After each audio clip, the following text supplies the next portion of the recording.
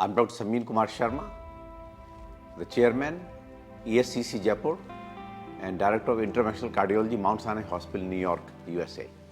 I want to update you in the field of structural heart disease interventions. What does that mean?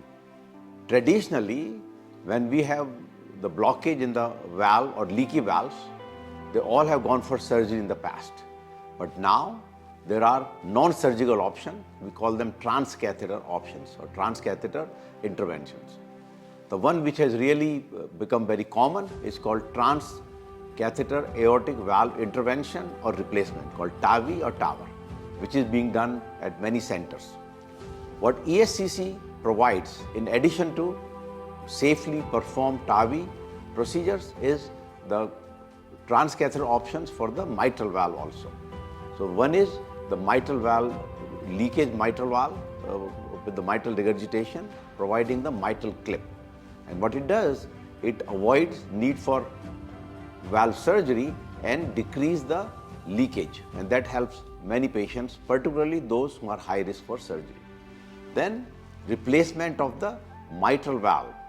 The native mitral valve who did not have surgery, we still don't have a good options. But the person who had a mitral valve surgery and that valve now is dysfunctional because leaky or narrow, then we can replace it with the transcatheter mitral valve replacement called TMVR. And that's a very safe and good procedure, again, for patients who are high risk for going for second surgery. So MitraClip for the leaky mitral valve and the TMVR for the previously deployed mitral valve which is now degenerated can safely be done. And we are doing these procedures at a very low complication at ESCC. So if you have a patient and you know of someone, and refer a patient to ESCC, and the numbers are available below. Good luck.